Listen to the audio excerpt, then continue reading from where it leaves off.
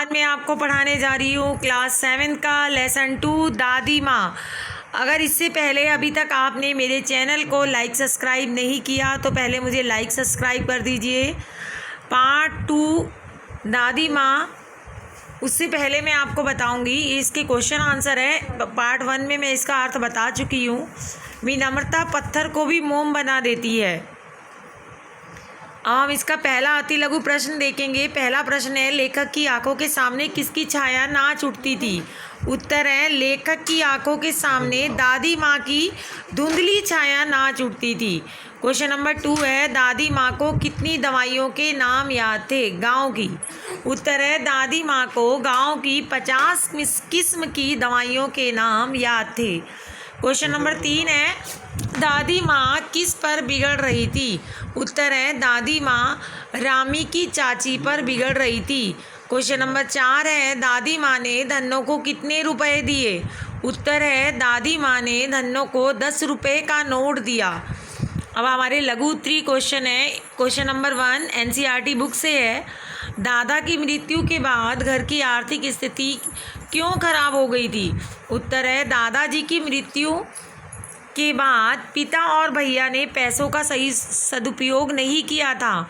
दादी के मना करने के बावजूद भी दादा के श्राद्ध में पिताजी ने बहुत सारी संपत्ति खर्च कर दी, जिससे उनकी आर्थिक स्थिति खराब हो गई। अब दीर्घ उत्तरी क्वेश्चन है, लेखक को अपनी दादी माँ की याद के साथ साथ बचपन की और किन किन बातों की याद आ जाती थी?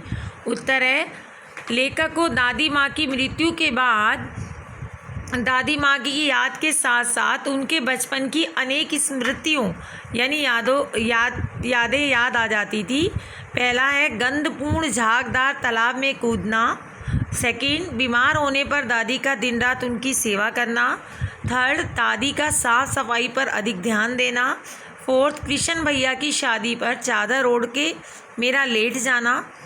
5, पकड़े जाने पर दादी का लेखक का पक्ष लेकर उन्हें बचाना। छठा, रामी की चाची की आर्थिक मदद करना। क्वेश्चन नंबर 2 है, दादी माँ का कौन सा पक्ष आपको सबसे अच्छा लगा और क्यों? उत्तर है, दादी माँ का संरक्षण यानी देखभाल, परोपकारी और सरल स्वभाव मुझे सबसे अच्छा लगा। इसके कारण है, नंबर 1, जीवन की अंतिम घड़ी तक उसने परिवार व दूसरों की मदद करने के लिए वह हमेशा तैयार रहती थी। नंबर 2, परिवार की आर्थिक स्थिति खराब हो जाने पर दादाजी की अंतिम निशानी के कंगन भी देने के लिए वो तैयार हो गई, जरा भी पीछे नहीं हटी। नंबर 3, रामी चाची की बेटी के लिए पैसे देकर शादी थी ना उनकी बेटी की शादी के लिए पैसे देकर और उनका कर्ज माफ़ कर दिया था उन्होंने। नंबर 4 है, वह सदा दूसरों के मन को जीतने में सफल रहती थी।